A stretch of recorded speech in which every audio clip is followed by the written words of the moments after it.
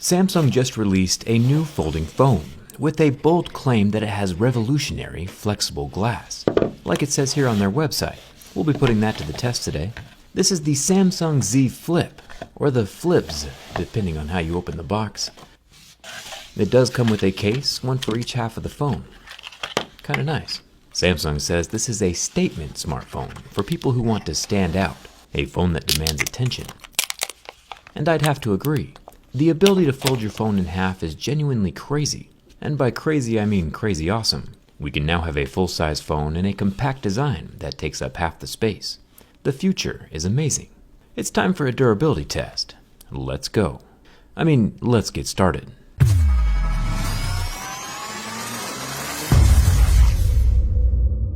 Starting off, pay very close attention to this first warning, and remember it. It says avoid pressing hard on the screen or the front camera lens. Tap the screen lightly to keep it safe. Samsung said at their launch event that they've done the impossible and created ultra-thin glass that folds.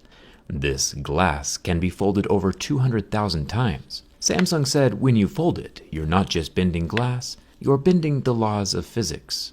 But that warning included on the phone isn't as confidence-inducing as Samsung's launch event attempted to be. It does feel nice though. This type of fold is definitely my favorite so far. I like having a phone that folds instead of having a tablet that folds. There are two things I noticed right off the bat with the Z Flip. One is the crease here still along the center, not a big deal. There's also a small divot in the display above the front-facing camera lens. You can see the curve of my lights along with the bend of the surface of that display. The Samsung logo along the spine gets entirely covered up when the phone is open. This new hinge design apparently has thin brushes inside to keep out dust. We'll test that later. There's also no screen lifting off the frame like we saw in the Motorola Razr, which probably makes this design much safer and more long-term. There is a bit of a gap between the two halves of the phone when it's closed, also fine, and it makes sense because if the screen really is glass, we can't have glass clacking against glass every time the phone gets closed. That just wouldn't end well. Speaking of things not ending well, it's time to see if this material really is glass or not. I've been doing the same durability test on every major new smartphone since the Galaxy S6 came out 5 years ago.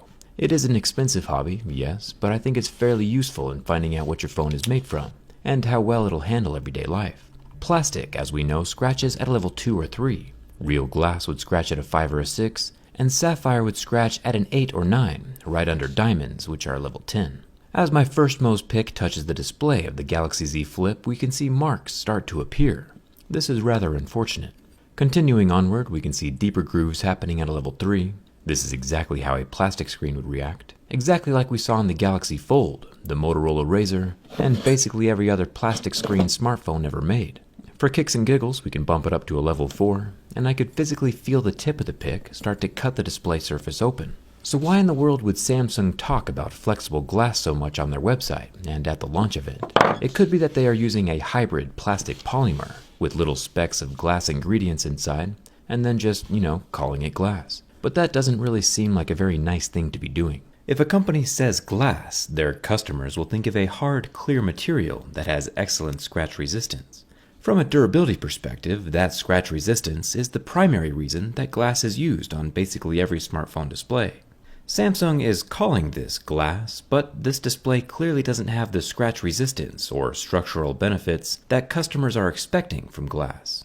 If glass isn't glass, then truth doesn't matter, and truth should matter. This isn't American politics. Samsung is currently the #1 smartphone manufacturer in the world, and we shouldn't be calling this screen glass when clearly my fingernail is leaving marks on the surface, over and over. I'm not sure what Samsung's thinking over there, but we clearly have scratches at levels 2, 3, 4, and fingernail. I don't know what material this is, but Samsung definitely shouldn't be calling it glass, and I'm disappointed. Even if I jump up here to the front-facing 10-megapixel selfie camera, the surface is covered in that same so-called glass material, and can still be scratched with my fingernail. I'll come back to this again in just a second. The raised screen bump around the edge of the screen is made from plastic. This is the same thing we saw in the Galaxy Fold. This guy kinda holds the screen in place and keeps people from peeling off the top layer. The volume rocker is made from metal. The recessed power button over here on the side is scratchable. I'll set my fingerprint and see if it still works. Don't mind my thumb, by the way, I smashed it with a TV a few weeks ago. Now the phone is still able to be unlocked, even though the fingerprint scanner is damaged, but to test it some more, I added some more scratches. And after the additional scratches are in place, my fingerprint stopped working. Interesting.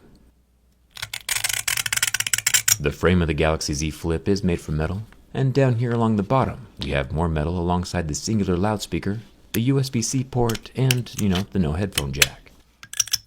The whole frame of the phone seems to be made from metal, which is a good thing, and will hopefully keep the phone together during the bin test later.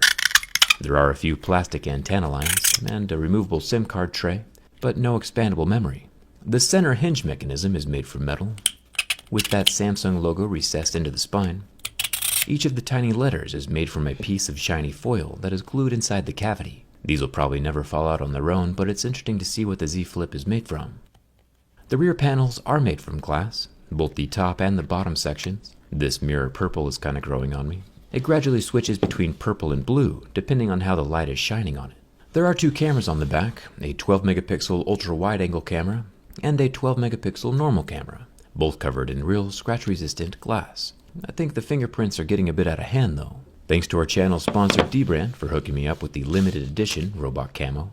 Each of these fingerprint fighting skins are totally unique. No two phones will be the same, and the individual drawings are super intricate and are currently available for every phone that Dbrand covers, not just the Galaxy Z Flip. I got one added to the back of the grip case for my Note 10 Plus, since the grip case has the cutout for skins and can be swapped out whenever. Kind of fun.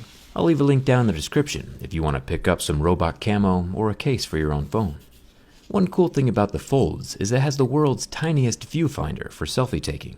I can double click the power button and it lets me see myself and take a cute little pic. Thumbs up for that. We'll perform the world's smallest scratch test on it, and moving up through Mohs scale of hardness, we can see that pics 1 through 5 don't leave any marks, like we would expect. We only see scratches starting at a level 6, with deeper grooves at a level 7.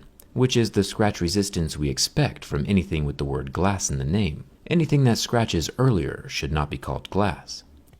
Even if the Z Flip display does hypothetically have glass ingredients in it, we shouldn't be calling it glass unless it has the properties of glass. I can't go make a pile of mud, sprinkle in some chocolate chips, and then call my mud a cookie, just because it has some of the ingredients of a cookie. That shouldn't be allowed. The thin display lasted about 15 seconds under the heat from my lighter. When I pulled the flame away, there were burn marks still left on the screen, and it did not recover.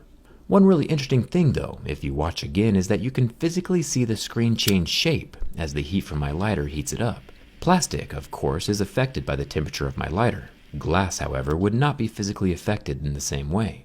As the surface cools down, the shape of the screen returns to normal. Let's start with the slam shut test. If you get a little aggressive with hanging up on someone after a phone call, and you smash the phone closed. We gotta see if the phone survives. It does have the physical raised bumpers all along the outer edge of the screen. Those bumpers are absorbing most of the slamming force, and the screen is still in one piece. Of course, the phone is meant to fold inwards. Samsung said it would survive 200,000 times, which is 182 times a day if you plan on keeping your phone for 3 years. Bending back the opposite direction, though, is a different story. With the first flex, we get a small separation of the frame near the antenna line, and the top half bumper started coming loose. But the screen of the Z Flip is still entirely intact and in one piece. It still shuts and opens, with no grinding of the hinge. We'll try it again. You can see the back panels of the phone meet in the center, providing more support to keep the phone from bending backwards. And the phone hinge does a really good job of keeping the phone shape for the most part. Only on our third bend did we finally hear a snap from the frame near that power button. And even then, the so-called glass screen of the Z Flip is still intact. Folding screens are pretty resilient. Even though the phone doesn't really shut quite right anymore, it's physically withstanding quite a bit more abuse than I initially thought it could. Only now, after all its previous bends and cracks, does the back panel shatter. It's only a cosmetic wound since the display is still working just fine, and this is good to know. All the important things are still functional. You might be asking, hey Jerry, what if there is a super thin nano layer of glass on top of the display? If that were true, we would start to see fractures and cracks from that nano layer, but instead we only see the tip of my Mohs pics cutting into the plastic, like we would see with any piece of plastic that gets cut. This screen is in no way scratch resistant whatsoever, and if poked hard enough, the pixels will still get damaged. It does survive my bin test, however. Everything is still functional. This is certainly the most durable folding phone we've seen yet. Samsung did say that they designed this new hinge with little tiny fibers inside, or little brushes, to keep out dust and dirt from the folding bits. It'll be awesome to see what this looks like from the inside during the teardown, so make sure you're subscribed for that. After pouring my rocks on the screen and making sure they cover the entire phone, just like it would if you dropped it when you accidentally go outside, initially I could hear a few little complaints of the dust inside the hinge.